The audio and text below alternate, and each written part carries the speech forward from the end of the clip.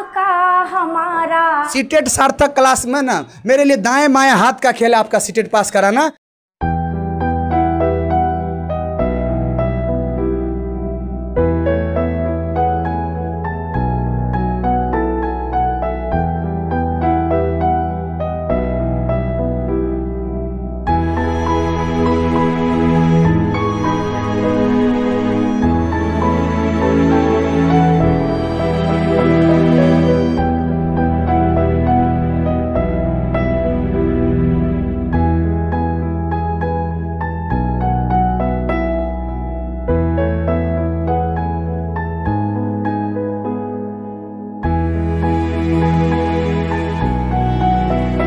Engineer यश Bharti sir और स्वागत करता हूं आप सभी का इस सार्थक सीटेट क्लासेस दरभंगा पर, और साथ ही साथ इस टीचर्स डे की हार्दिक शुभकामनाएं आप सभी को, और नमन करता हूं उन गुरुओं को जिनके कारण आज यहां तक मैं पहुंचा हूं। मैं नमन करता हूं उन गुरुओं को। तो अब बातें शुरू करते हैं। तो सबसे पहले ये जानते हैं कि ये टीचर्स डे क्यों मनाया जा रहा है। तो हम सभी को पता होगा कि भारत के सेकंड राष्ट्रपति और प्रथम उपराष्ट्रपति, ये दोनों सम्मान उन्हें प्राप्त हुआ, जिनका नाम है डॉक्टर राधा कृष्णन, जिनका जन्म जो है वो 5 सितंबर 1888 में एक गांव है जिस गांव का नाम है तिरुतनी, जो कि अभी तमिलनाडु में है, वहां पर हुआ था। और 1954 में इन्हें भारत रत्न से भी नवाजा गया है। तो ये वो धनी व्यक्ति थे जिनकी तारीफ में अगर मैं कुछ बोलूँ ना तो शायद वो तारीफ कम पड़ जाए। जैसे होता है ना कि सूरज को दिए दिखाना, तो ये तारीफ मेरी कुछ ऐसी ही होगी कि वो सूरज है और मैं एक दिया हूँ। तो जब सूरज निकल ही जाए तो दिया दिखाने का अर्थ क्या होता है आप जान ही रहे होंगे। तो बस ऐसी ही वो तारीफ होगी अगर मैं कुछ बोलूँ भी तो। चलिए, ये बात हुई उनके बारे में जो सभी लोग जानते हैं। अब बात करते हैं, सीधा पॉइंट्स पर आते हैं। सीधा मैं पॉइंट्स पे आता हूँ। तो सबसे पहले ये बताता हूँ अपने टीचिंग के बारे में कि मैं लगभग 17 वर्षों से इस टीचिंग फील्ड से जुड़ा हूँ, और इंडिया का जो टॉप इंस्टीट्यूट माना जाता है जहाँ पर बच्चे पढ़ने जाते हैं। और मैं ये भी बोलूँ कि अगर बच्चे टीचर से मिलने का प्रयास करते तो संभवतः वहाँ मिल भी नहीं पाते हैं। तो अच्छे अच्छे इंस्टीट्यूट में भी पढ़ा चुका हूँ। पर्सनली किसी का नाम नहीं लेना चाहूँगा, तो वहाँ भी पढ़ाया हुआ हूँ। पटना, नागपुर, पुणे और फिर यहाँ दरभंगा अपने मिथिला में फिर से वापस आया हूँ। और वापस आने का एक ही उद्देश्य है कि मैं बाहर में भी पढ़ाया था। तो और पढ़ाने का जहाँ तक मेरा था कि मैं लोग पढ़ाने के बाद ऑफिस जाया करते थे। होता है ना कि एक टीचर है, 1 घंटा 45 मिनट की क्लास ली, फिर ऑफिस चले गए। और हम अपने इतिहास में बता रहे हैं, अगर 365 दिन मान के चलो क्लास चली, वैसे 365 दिन तो नहीं चलती है, लेकिन एक आइडिया समझने के लिए अगर 365 दिन क्लास चली है तो 365 के 365 दिन मैंने ऑफिस का मुंह भी नहीं देखा होगा कि ऑफिस कैसा है ना, मुंह भी नहीं देखा था। बेंच पर बच्चों के सामने बेंच पर बैठ करके पढ़ाता था, और इस दावे और पढ़ाता था जितना, मतलब ऐसा नहीं है कि हम कोई ज्ञानी हैं। आपके सामने जो हम बोल रहे हैं इसका मतलब हम ज्ञानी हैं, ऐसी कोई बात नहीं है। एक सिंपल व्यक्ति है, साधारण व्यक्ति है, बस अब मेहनत करते हैं ज़्यादा। हम मेहनत पे भरोसा रखते हैं। रटंत प्रणाली तो हम एक्सेप्ट करते ही नहीं। आप लोगों को पता भी होगा अपने क्लास में कि रटंत प्रणाली है क्या। आप लोग स्टूडेंट है जो पढ़ रहे हैं, क्या आज तक बोला कि रट लें इसे? नहीं, मैं बात करता हूँ कंसेप्ट लेवल की, मैं बात करता हूँ थिंकिंग लेवल की, और कंसेप्ट का हेल्प लेकर के थिंकिंग लेवल की मैं बात करता हूँ। और सीटेट जो अभी है वो थिंकिंग लेवल पर क्वेश्चन पूछेगा, नॉट की रटंत प्रणाली पर। तो जो पहले पूछा जाया करता था एग्जाम में, अब वो नहीं पूछेगा। जो विद्यार्थी पहले 105 नंबर लाते थे, 108 नंबर लाते थे, हो सकता है इस बार वो पास भी न करें अगर मार्गदर्शन आपको अच्छा न मिले तो। और चिंतन लेवल एक शिक्षक का तबे बेहतर हो सकता है। समझिए क्या बता रहे हैं, एक शिक्षक का चिंतन लेवल तबे बेहतर हो सकता है। मैं सीटेट की बात कर रहा हूँ, सीटेट की। एक शिक्षक का चिंतन लेवल तबे बेहतर हो सकता है जब उसको मैथमेटिक्स पे कमांड हो, जब उसको गणित आता हो, मैथमेटिक्स आता हो, मैथमेटिक्स का लॉजिक जानता हो, तबे वो चिंतन लेवल आपको दे सकता है। तो वही देने का मैं प्रयास करता हूँ। और ये जो कोचिंग है अपना 2020 ईस्वी में जस्ट पिछले बार 7 जनवरी को यहाँ पर शुभारंभ किया गया है, इनॉर्गेशन किया गया। और इस उम्मीद से किया गया कि आप बेहतर कैसे करें, इस पढ़ाई को आप बाहरी दुनिया से कैसे जोड़ें, जब कभी भी आपको ज़रूरत पड़े तो कैसे इन पढ़ाई की मदद से आप बेहतर कर सकते हैं। पढ़ाई का मतलब ये नहीं होता कि एग्ज़ाम पास होना। अगर मैं एग्ज़ाम पास की बात करूँ ना तो मेरे पास अब एग्जाम्पल्स हैं देने के लिए। मेरे पास अब है एग्जाम्पल्स देने के लिए। 7 डेज में भी पढ़ा करके मैंने जनरल में अच्छा नंबर दिलाया। मात्र 7 दिन की मैं बात कर रहा हूँ और ये खुले मंच से मैं बात कर रहा हूँ। आप लोग इसके गवाह हैं, जो पिछले बार के स्टूडेंट है वो आप गवाह हैं कि 7 दिन में भी पढ़ा करके 100 नंबर 99 नंबर दिया, केवल 7 दिन में। तो इसका मतलब ये नहीं कि मैं कोई चमत्कार करता हूँ, चमत्कार नहीं, बस एक अपना आइडिया देता हूँ। जो पिछले 16-17 साल का जो अनुभव है वो अनुभव आपके सामने सीधा सीधा पहुंचा देता हूं। जिस फीलिंग से आपके सामने पहुंचाता हूं उसी फीलिंग से क्या होता है आप तक पहुंच जाता है। तो 7 जनवरी 2020 को अपना क्लास खोला और काफ़ी एनर्जी के साथ मैंने देने का प्रयास किया और मैं खुशनसीब हूं कि पहला ही बैच मेरा फुल हो चुका था। पहला ही बैच 1 महीना में मेरा फुल हो चुका था। क्या बोले, लॉकडाउन आ गया, सभी को पता होगा उसके आगे की कहानी। फिर दिसंबर में वापस आया, 31 जनवरी को एग्जाम था, दिसंबर में मैंने बैच शुरू किया फिर आखिरी समय में। और दिसंबर में मैंने बच्चे को पढ़ाया और 94%, आपको वहाँ लिखा होगा 94% रिजल्ट देने वाला एकमात्र संस्थान। और ये 100% बातें सही है और इसमें जितनी बातें लिखी गई है वो बातें भी 100% सही है। मैं उतना ही बात करता हूँ जितना मुझे आता है, जो नहीं आता है मैं उसकी बातें नहीं करता हूँ। तो इसमें जितनी भी बातें लिखी एकदम सही लिखी गई है, एकदम सही और 100% 100% सही है। जो आपके सामने मैं जो हूँ मैं वही दिखता हूँ, वही करता भी हूँ। तो ये बात हो गई। अब अगली बात करते हैं कि दरभंगा में आने का उद्देश्य क्या था। देखिए पटना में भी पढ़ाते थे, तो वहाँ ये देखते थे कि अपना मिथिला का बच्चा ज़्यादा जाता है कि पटना है, मतलब पटना है कैपिटल है, एक राजधानी है बिहार की। ठीक है, बिहार की राजधानी है, अच्छे टीचर भी हैं, लेकिन उसमें से बहुत सारे टीचर जो अपने मिथिला के हैं, अपने मिथिलांचल के हैं। शायद आप लोग नहीं जानते होंगे, मुझे पता है कि मिथिला के टीचर हैं। अगर वो टीचर अपने घर में अपने बच्चों को शिक्षित करे तो इससे बड़ी बात और क्या होगी। तो बस मैंने एक वही सार्थक प्रयास किया है। बात को आप मान लीजिए कि अगर आप कड़ी मेहनत करेंगे तो ही शिखर तक पहुँचेंगे। और माना कि आपने तैयारियाँ शुरू की और आप शिखर तक पहुँच गए और पहली बार पहुँच गए, तो लोग तुक्का भी मानेंगे, लोग इससे तुक्का भी मान सकते हैं, आपका किस्मत भी मान सकते हैं। तो मंजिल पर पहुंचना तो वही एक मंजिल नहीं न है क्या? ज़िंदगी का एक ही मंजिल है, सीटेट क्वालिफाई कर लेना। भैया सीटेट क्वालिफाई कर लोगे तो क्या हो जाएगा? आपके जैसन बहुते सीटेट क्वालिफाई किया है, आपके जैसन बहुत है सीटेट क्वालिफाई किया हुआ, लेकिन उस सीटेट क्वालिफाई में एक बेहतर क्वालिटी होना चाहिए। क्या होना चाहिए?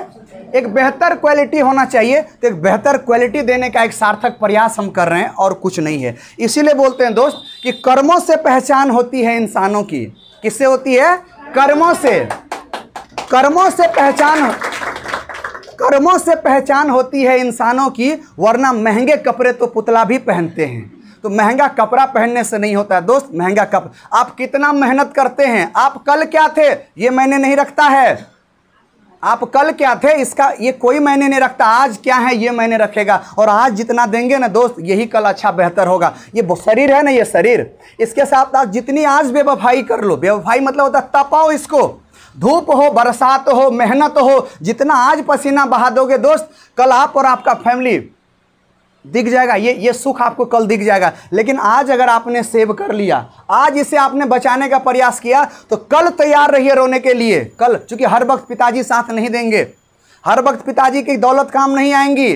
अरे माना कि पिताजी के पास, आपके पिताजी के पास बहुत दौलत है, फिर आपकी अपनी पहचान क्या है? और एक पिता की पहचान, एक पिता जानते हैं कब गौरव अनुभव करते हैं? जब वो रास्ते से जा रहे हैं और वो कोई ये बोले कि देखो फलाने के पिताजी जा रहे हैं, फलाने के पिताजी जा रहे हैं, तब एक पिताजी अपने आप को गौरव महसूस करते हैं। और ये आपके सामने ये दिन आज सामने खड़ा हुआ है। तो आपको चुनना है कि क्या करें, पिताजी का मान बढ़ाएं, सबका मान प्रतिष्ठा बढ़ाएं, या वो करे जो हमें आज अच्छा लगता है। तो भैया समझ लीजिए, फ्यूचर की नींव प्रेजेंट में रखी जाती है। जो बीत गया सो बीत गया, अब वो दौर ना आएगा। कहावत नहीं है कि जो बीत गया वो बीत गया, अब दौर ना आएगा, और इस दिल में सिवा तेरे कोई और ना आएगा। तो भैया इस दिल में समझा ना, मेहनत कीजिए, मेहनत के आगे कुछ नहीं है। सफलता की राह छोड़ दीजिए, सफलता का उम्मीद छोड़ दीजिए। सफलता उन्हीं को मिलती है ना जो मेहनत करता है। अरे 1000 बार लोग गोताखोर समुद्र में डुबकी लगाता है, क्या हर बार मोती हासिल होती है? एक ही बार, मान के चलो एक बार, 1000 बार मैंने गोता लगाया, एक बार मोती हासिल किया। 999 बार मैंने फेल हुआ, क्या मैंने फेलियर होने के लिए गोता लगाया था? नहीं, पास होने के लिए, वो मोती लाने के लिए। क्या मैंने मोती लाया कि नहीं लाया? तो जो फेलियर लोग होते हैं, जो आपके ऐसे भी तांत्रिक दोस्त होंगे जो भूत चढ़ा देंगे, उनसे सीटेट निकला, मैं बोलता हूँ लेकर के आओ उनको, लेकर के आओ उनको, मैं उनका भूत मैं उतार दूंगा। मैं इस खुले मन से बोलता हूँ कि मैं उसका भूत उतार दूंगा। सीटेट निकालना मेरे लिए दाएं बाएं हाथ का खेल है दोस्त, मेरे लिए दाएं बाएं हाथ का खेल है आपका सीटेट निकालना। आप एक बार एग्जाम दिए हैं, 2 बार दिए हैं, यहाँ समझ रहे हैं ना। तो मेरे लिए, लेकिन इसके लिए आपकी इच्छा शक्ति होनी चाहिए। आपकी इच्छा शक्ति होनी चाहिए कि मुझे पढ़ना है। मेरे क्लास में आकर के केवल रेगुलर आ जाओ, केवल रेगुलर अटेंडेंस अपना बना दो। अगर सीटेट ना निकले तो फिर कहना।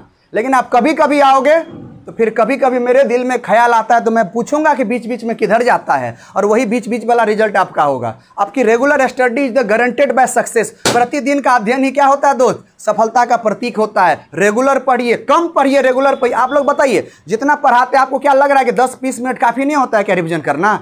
आप वो भी नहीं करोगे तो भी काम चल जाएगा। तो ये क्या है? बस अपने 17 साल 16 साल का अनुभव आपको दे रहा हूँ। उस पर मंथन करके, विचार करके कितने तरह से क्वेश्चन बनाए जाते हैं, क्या क्या क्वेश्चन हो सकता है। अगर परिस्थितियां ऐसी आई तो आप कैसे सिचुएशन को हैंडल करोगे? क्योंकि कल आप एक शिक्षक बनने जा रहे हैं, आप देश के निर्माता होंगे कल। अगर आप पढ़े लिखे नहीं होंगे तो बेशक अपना देश उस गर्क में चला जाएगा। क्योंकि निर्माण का काम कौन करता है? शिक्षक करता है। शिक्षक अपसारी चिंतन वाले होते हैं, डाइवर्जेंट थिंकिंग वाले होते हैं, आउट ऑफ बॉक्स चिंतन वाले होते हैं, निर्माण करते हैं, निर्माण कारक बनने वाले हैं। अगर आपका निर्माण, अगर आपकी कलाकारी अच्छी नहीं हुई तो समझ में आ रहा है ना, कल का फ्यूचर अपना देश का खराब हो जाएगा। तो आप चाहते हैं कि अच्छा देश बनाएं, तो देश बनाना दूर की बात है, पहले खुद अच्छा हो जाए। भैया किसी को सहारा आप तब दोगे जब खुद स्वस्थ रहोगे। तो पहले खुद स्वस्थ रहें, उसके बाद किसी की मदद करें। मैं ये नहीं बोलता कि आप बेसहारे हैं और गए मदद करने, आप भी गए, वो तो हम तो डूबे सनम तुमको भी ले डूबेंगे, कुछ ऐसी बातें होंगी। तो पहले खुद मजबूत हो जाएं, खुद पहले मजबूत हो जाएं, तब दूसरे का सहारा बने, तब वो भी सफल होंगे। समझ में आ रहा है ना? इसीलिए अपने कर्मों पर भरोसा रखें। अगली बात करता हूं कि कुछ लोग ये भी बोलते हैं कि सर मेरे से सीटेट नहीं निकलेगा, मैं 2 बार 3 बार 4 बार मैंने पढ़ लिया, फलाने कोचिंग में पढ़ लिया, वहां पढ़ लिया, मेरा सीटेट नहीं निकला। भैया मैं खुलकर आज बता रहा हूं इस खुले मंच से, अगर आपका सीटेट नहीं निकल रहा है तो 75% इसकी जिम्मेदारी उस शिक्षक पर जाती है। अगर आप 1 to 5 के बच्चे होते तो मैं बोलता 100% उस शिक्षक पर जाती है, 100% उस शिक्षण विधि पर जाती है जो शिक्षक आपके क्लास में पढ़ा रहे हैं। तो यहाँ आप बड़े हैं, बच्चे तो नहीं हैं, तो यहाँ आपकी भी भूमिका सराहनीय होगी। तो अगर आप फेलियर हो जाते हैं, अगर आप फेलियर हो जाते हैं, 2 बार 3 बार आपने कहीं पर भी पढ़ा, आप फेलियर हो जाते हैं, तो मैं इस बात को दावे के साथ बता रहा हूँ 75% उस टीचर की भूमिका रहती है आपको फेल करने में। 75% की मैं बात कर रहा हूँ, शिक्षक की भूमिका रहती है। तो एक शिक्षक का भी कर्तव्य बनता है कि आपकी कमियों को जाने, आपकी रुचियों को जाने कि आप क्या चाहते हैं। भैया पढ़ाने का तरीका देखिए, सिंपल सी बात है। अगर मैं पढ़ाता हूं तो मेरा लेवल मान के चलो ये है, और आप विद्यार्थी हैं तो आपका लेवल ये है, तो मैं अपने लेवल के कम नहीं, मैं अपना लेवल ही कम नहीं करूंगा। तो भैया ये कौन सा टीचिंग स्टाइल है? सबसे अच्छा तरीका वो होता है कि शिक्षक अपना लेवल डाउन करे, बच्चों के लेवल में जाए और बच्चों के लेवल को मैच करके फिर लेवल उठाया, तब जाकर के स्पीड पकड़ पाए। हाँ, इस प्रक्रिया में थोड़ा टाइम जरूर लगेगा, थोड़ा टाइम जरूर लगेगा, लेकिन वो जो सफलता मिलेगी ना, वो समझ में आ रहा है ना, वो बहुत बड़ा मिलने वाला है। तो केवल पास होने के लिए सीटेट ना पढ़े। तो ऐसे भी बच्चे पूछते हैं कि सर हमसे कैसे होगा, हम तो 2-3 बार फेल हो गए हैं। तो मैं उनके लिए लाइन कहना चाहता हूं कि आंखें कितनी छोटी क्यों ना हो, ये आंखें कितनी छोटी क्यों ना हो, ताकत तो उनमें सारे आसमान देखने की होती है। बस एक शिक्षक चाहिए, एक मार्गदर्शक चाहिए गर्दन उठा करके ऊपर करने वाला। अगर आपका गर्दन ऊपर नहीं उठ पा रहा है, एक शिक्षक का रोल बनता है, गर्दन ऊपर उठाओ। आंखें क्यों ना भले ही छोटी हो, क्या तुम पूरे आसमान को नहीं देख पाते हो? तो भैया आप कमजोर नहीं हैं, आप कमजोर नहीं है पढ़ने में, बस अपने आप को आप जान नहीं रहे हैं, और आपको कोई जानवाने वाला नहीं है, आपको आपसे अपना परिचय नहीं दे रहा है। तो मैं केवल आपको आपका आईना दिखाता हूं, केवल आईना दिखाता हूं। इसीलिए गालिब ने कहा है कि गालिब का शेर है कि उम्र भर गालिब बस एक ही भूल करता रहा, उम्र भर गालिब बस एक ही भूल करता रहा, और धूल चेहरे पर थी और आईना साफ करता रहा। तो भैया आईना साफ नहीं करना है, धूल चेहरे पर लगी, आओ मैं मिटा देता हूं, मैं धो देता हूं आपका धूल। भरोसा रखो हम पे, भरोसा रखो भैया, हम पे भरोसा रखो। हम बेहतर क्वालिटी देने का प्रयास करते हैं, हम आपसे ज़्यादा मेहनत करते हैं। अभी का बात बता रहा हूँ, 2 समय पढ़ाता हूँ, 2.5 घंटे की अपनी एक क्लास होती है, और 2.5 घंटा से क्या कम पढ़ाते हैं? 3-3 सुबह में तो 3-3 घंटा अभी ले रहा हूँ, शाम में 2.5 घंटा पढ़ा रहा हूँ। एक बैच है सुबह 7 से 10:30, दूसरा है 3:30 से 6 बजे तक। उसके बाद बताओ कि मैं 2.5 घंटे में कुर्सी पे बैठता हूँ, तो आप लोग क्लास में होंगे अगर कुर्सी पर बैठते होंगे तो? कुर्सी नहीं, अगर मैं कुर्सी पे बैठ गया हूँ ना तो फिर आपको दिक्कत हो जाएगा, फिर आप वो चीज़ नहीं ले पाओगे। पास होना, देखिए पास होना अलग चीज़ है, पास फेल तो जिंदगी है, होबे करोगे। तो समझ में आ रहा है? कहने का मतलब क्या हुआ कि आप में ताकत है, बस आपको आईना दिखाते हैं, आगे बढ़ो। और यही काम हम पिछले 16-17 साल से कर रहे हैं, और ये काम अब दरभंगा में हम करने के लिए आए हैं, दरभंगा में करने के लिए आए हैं। चलिए अगली बात करते हैं कि जैसे होता है ना कोई कोई कि मतलब मेहनत करने के बावजूद भी रिजल्ट नहीं आता है, तो कहीं ना कहीं कमियां हैं, उन कमियों को पता करना है और ढूंढना। तो दोस्त, आज आप जो पैंट शर्ट पहन के आए हो ना, ये महंगे से महंगे घड़ी और मोबाइल रखे हो ना, ये आपकी देन नहीं है, ये आपकी देन नहीं है, ये आपके पेरेंट्स की देन है। जा करके अपने पेरेंट्स से एक बार पूछिए आपके लिए कितना करते हैं, आपके लिए कितना करते हैं। ये तब पता चलेगा जब आप पेरेंट्स होंगे। जब आप पेरेंट्स होंगे ना, जब आप अपने बच्चों से प्रेम करते हैं, तो जरा कल्पना कीजिए, चिंतन कीजिए कि आपके पिताजी आपसे कितना प्रेम करते हैं। वो कभी भी, देखिए, कोई भी कमाने वाला अपने लिए नहीं कमाता है, अपने लिए कोई नहीं कमाता है, वो अपने बच्चों के लिए कमाता है, अपने बच्चों के लिए। तो आपके लिए कमा रहे, क्या आपका कर्तव्य नहीं बनता है? क्या भूल चुके हैं आप अपने आप को? हम आपको जगाने के लिए केवल आज टीचर्स डे तो एक बहाना है, बस आपको आपका परिचय करवा रहे हैं कि आप सोए हुए हैं। क्या इतनी सी भी शर्म बची हुई नहीं है कि अपने पिताजी का सहारा बने? अगर आज सहारा नहीं बने तो आप तैयार रहिए, आपका भी बच्चा वही सीखेगा, आपका भी बच्चा वही सीखेगा। यही होता है न्यूटन का तीसरा गति का नियम कि every action and reaction are equal in magnitude but opposite in direction. तो आप जैसा करोगे वही मिलेगा, जैसा सोचोगे वही मिलेगा। एक बार सोच बदल दो, इतिहास बदल डालोगे। तो अभी से आप जग जाइए, अभी से आप जग जाइए। कहीं पर भी कोई दिक्कत हो रहा है तो मैं आपके साथ खड़ा हूं, मैं आपके साथ खड़ा हूं। अगर मैं समय न देता हूं तो कहना, भैया बैच खत्म होने के बाद भी 2-2 ढाई घंटे यहां बैठा रहता हूं। अगर एक स्टूडेंट भी बैठा रहता, वो इसलिए, क्या अगर मैं चाहूँगा तो क्या चार बैच अभी नहीं बना सकता हूँ? अरे बना सकता हूँ, बहुत आसान है।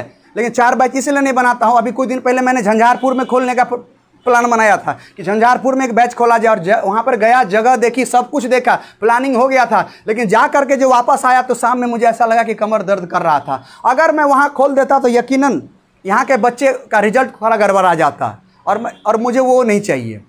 वहाँ बैच बंद कर दिया। तो कमाना एक अलग चीज़ है, मेरे लिए बिजनेस सेकेंडरी है, आपका नॉलेज प्राथमिकता है। मेरा उद्देश्य ही है कि आप सृजनात्मक बने, तो वही एक देने का प्रयास कर रहे हैं। तो कहने का मतलब समझिए, अपने आप चमत्कार नहीं होता, अपने आप कुछ नहीं होता है भैया, करना पड़ेगा। और दूसरे से उम्मीद ना रखें, पहले आप करें, ऊपर वाले को देना होगा। आपके अनुसार आपने जितना मेहनत किया वो आपको दे देगा। लेकिन कभी कभी थोड़ा लेट हो जाता है। तो जिस दिन आपको मिलेगा ना, बीच का जितना इंटरेस्ट है ना, उनका इंटरेस्ट वो होता है जो दुनिया में कोई नहीं देता। बहुत कुछ आपको मिलेगा दोस्त, बहुत कुछ आपको मिलेगा। इसीलिए बोल रहे हैं कि ख्वाहिशों से नहीं गिरते हैं फूल झोली में, ख्वाहिशों से नहीं गिरते हैं फूल झोली में।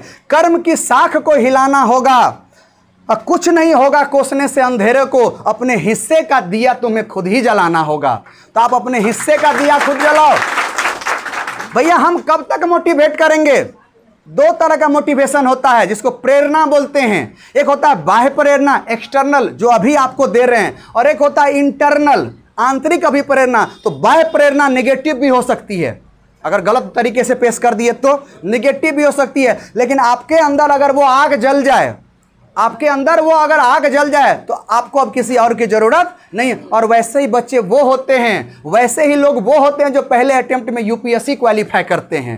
पहले अटेम्प्ट में जाकर जरा उनसे पूछना कि आज जो आप इस कुर्सी पर बैठ रहे हो, इस कुर्सी के पीछे आपने क्या क्या गवाया। भैया अपनी जवानी बर्बाद करना पड़ता है, पूरी जवानी बर्बाद करना पड़ता है, तब बुढ़ापा सुकून से जिएगा, तब आपका बच्चा चैन से जिएगा। देखिए आप कुछ भी खा सकते हैं, एक रोटी भूखे भी एक रात रह सकते हैं, लेकिन आपका अगर बच्चा भूखा रह गया ना, यकीन उस रात नींद नहीं आएगी।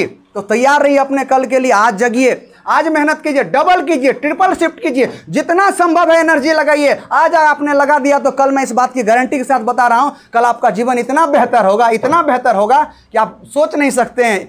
समझ में आ रहा ना? तो मैं हकीकत आपके सामने दिखा रहा हूं। अगली बात करता हूं कि कुछ लोग बोलते हैं कि हमारे किस्मतें में सीटेट नहीं है, हमारे किस्मतें, वो बैल बुद्धि हैं, वो जहां पढ़े वो पढ़ाने वाला भी बैल बुद्धि है।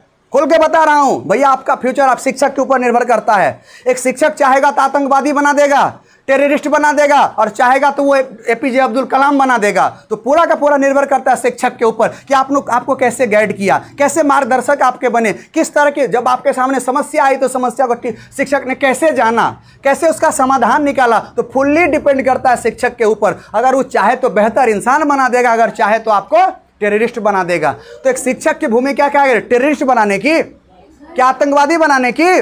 नहीं, एक बेहतर इंसान बनाने की। तो पहले एक बेहतर इंसान तो बनो, और बेहतर इंसान तब बनिएगा जब आप में व्यवहारिकता आएगी।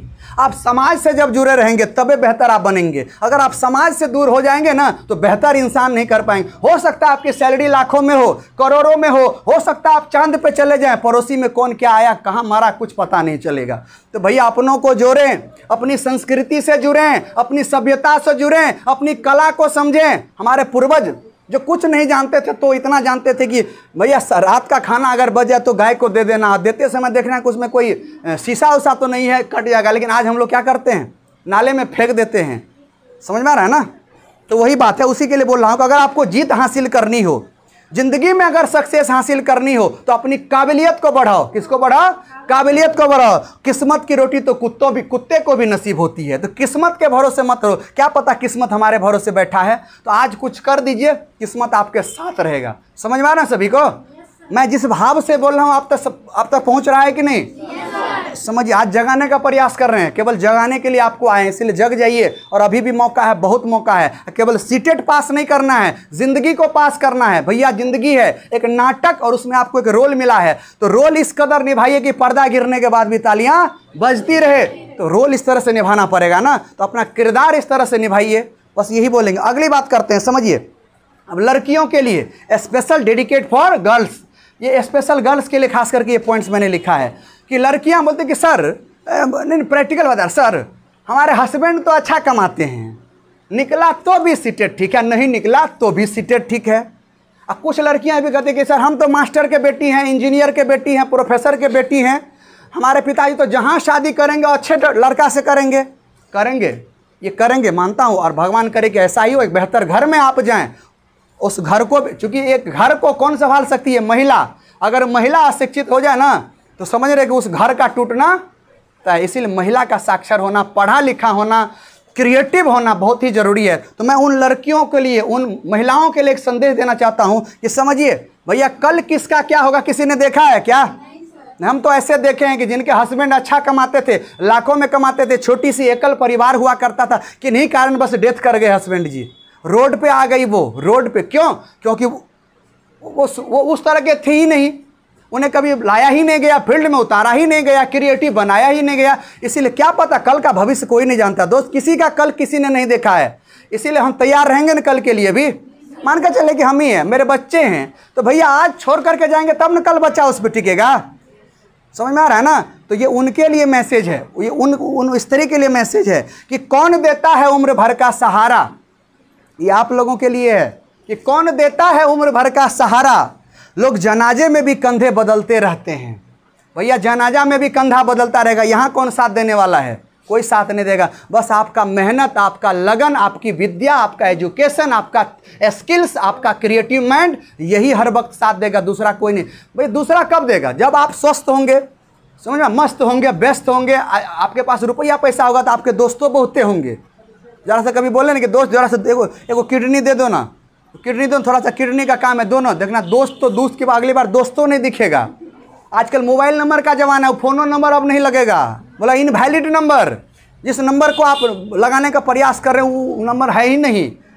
हकीकत भी ज़िंदगी की यही है। अगली बात करता हूँ कि अब तो ये बात हो गई, आप लोगों के लिए बता दिया। अब अगली बात करते हैं कि कैसी शिक्षा चाहिए, किस तरह की शिक्षा चाहिए कि बेहतर जीवन बनाया जाए, एक बेहतर कैसे बने। अब उसके लिए बता रहा हूँ कि हमें ऐसी शिक्षा चाहिए। हालांकि ये बातें जो अभी बोल रहा हूँ ये स्वामी विवेकानंद जी का है, और इन्हीं चीज़ को मैं फॉलो करके क्लास में आता हूँ, इन्हीं चीज़ का मैं पालन करता हूँ कि हमें ऐसी शिक्षा चाहिए जिससे चरित्र का निर्माण हो, मन की शक्ति बढ़े, बुद्धि का विकास हो और मनुष्य अपने पैरों पर खड़ा हो जाए। हमें ऐसी शिक्षा चाहिए। और ऐसी शिक्षा कौन दे सकता है? एक बेहतर शिक्षक। शिक्षक की बात नहीं कर रहा हूं, एक बेहतर शिक्षक, एक अनुभवी शिक्षक जो खुद उस पर वो खुद रिसर्च किया हो, खुद उस पल को जिया हो, उस पल में आपको जिया, वही ना बेहतर बताएगा। अरे जो उस पल को जिया हो बेहतर वही बताएगा ना। तो समझ में आ रहा है? तो हम कितना कष्ट काट कर यहाँ पहुँचे ये आपको अभी तक अंदाजा भी नहीं है। आपको नहीं पता है, वो हमें पता है कि यहाँ पहुँचने के लिए कितना क्या करना पड़ा है, तब जा कर के यहाँ पहुँचे हैं। और जिस किसी भी इंस्टीट्यूट में पढ़ाए हैं, मैं कोई बड़ाई नहीं कर रहा हूँ, चूँकि ये यूट्यूब पर ये प्रसारण किया जाएगा। यूट्यूब पर जिस किसी भी इंस्टीट्यूट में पढ़ाया हूँ उस इंस्टीट्यूट का सबसे बेस्ट फैकल्टी मैं ही रहा हूँ। वो इसलिए क्योंकि मेरे बैच से रिजल्ट बेहतर आता था। अगर किसी कोचिंग से रिजल्ट आता था 100 रिजल्ट, तो 100 रिजल्ट में से 50% अकेला मेरे बैच से रहता था और बाकी 50% में 15 को बैच हुआ करता था। तो इतना मेहनत करता था, कभी ऑफिस में जाकर के एयर कंडीशन में नहीं बैठा, आपके साथ आपके सामने बेंच पर बैठा रहा करता था। कई बार डायरेक्टर बोलते थे सर आइए ना ऑफिस आइए ना, क्या लगे हुए हम नहीं आते थे। नहीं, हमको पता था भैया आज आपके पीछे हम नहीं पड़ेंगे ना तो कल आप बर्बाद हो जाइएगा। अगर एक भी हमसे सुधर गया तो मेरा काम हो गया। चलिए अगली बात करते हैं। अब आखिरी दौर में हम लोग पहुंच रहे हैं, बस आखिरी बात कर रहे हैं और इन्हीं बात को रखकर फिर अपनी वाणी को मैं विराम दूंगा। और एक मैसेज है आप तक, समझिए। एक सार्थक सीटेट क्लास का क्या मोटो है, क्या उद्देश्य है, क्या मैंने सोचा है, बस एक कविता के माध्यम से आप तक पहुंचा रहा हूं। और पहुंच जाए तो मुझे बताइएगा, समझ में आ रहा है ना, उसका रिफ्लेक्शन मुझे मिलना चाहिए। देखिए, अभी तो बस आंखें बंद की है, अभी तो बस आंखें बंद की है, ख्वाब सजाना बाकी है। अभी तो बस पर लगे हैं, अभी तो बस पर लगे हैं, आसमां उड़ना अभी बाकी है। अभी तो बस राहें मिली है, अभी तो बस राहें मिली है, मंजिल को पाना बाकी है। अभी तो सार्थक सीटेट की मेहंदी लगी है, अभी तो सार्थक सीटेट की मेहंदी लगी है, इसका रंग चढ़ना अभी बाकी है। दोस्त जय हिंद, जय भारत।